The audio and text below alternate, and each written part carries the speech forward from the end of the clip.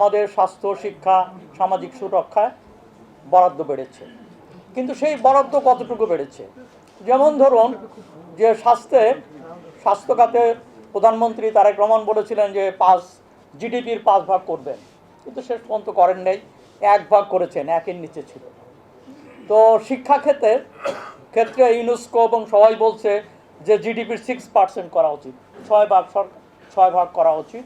তো আমাদের 2-এর মধ্যে রয়ে গেছে, এবং এই ক্ষেত্রে হলো বাড়লো, কিন্তু আমরা এই গতানুগতিকতার ছকের মধ্যে আবর্তিত হচ্ছি। এখান থেকে আমরা কি করে বেরিয়ে আসতে পারি? যদি আমরা একটু প্রতিবেশীর দিকে তাকাই, যেমন ধরুন শিক্ষা খাতে, সেখানে ভুটানে বোধহয় 6-এর উপরে, ইন্ডিয়াতেও ভারতেও 4-এর মতো রয়েছে, জিডিপির 4 তারা ব্যয় করছে। কিন্তু আমরা এখানে দরকার হচ্ছে একটা রেডিক্যাল চেঞ্জ দরকার।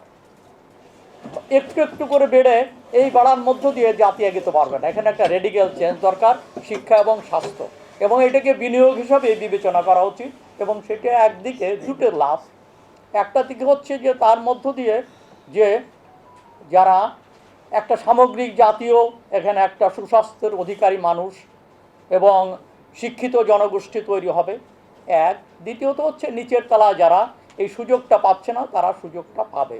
এবং এখানে বরাদ্দের ভিতর যে এখানে বন্টনটাও হবে। এই দুটো দিক বিবেচনা করা উচিত। কেন বাজেট মানে হচ্ছে যে এখানে একটা বরাদ্দের ব্যাপার, সেই বরাদ্দে সরকারের দর্শন কাজ করা উচিত, রাষ্ট্রের দর্শন। এখানে মণি ভাই আছেন, উনি বলবেন যে, এবং সরকারের পক্ষ থেকে বলা হয়েছে যে এখানে রাষ্ট্রের দর্শন হচ্ছে কল্যাণ রাষ্ট্র, অর্থাৎ একটা ওয়েলফেয়ার স্টেট। তো ওয়েলফেয়ার স্টেট হলে যারা নিচের মানুষ আছে, নিচের তলায় দারিদ্র সীমার নিচে আছে, বিভিন্নভাবে দারিদ্র সীমার নিচে কত আছে এটা নিয়ে বিতর্ক থাকলেও মনে হয় 1.2 কোটি লোক আছে। তো তারপরে মাঝামাঝি আছে, দোল খাচ্ছে।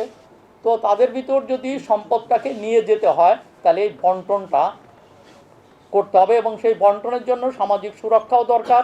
ঠিক তেমনই করে শিক্ষা এবং স্বাস্থ্য খাতে ব্যয়টাও বাড়াতে হবে।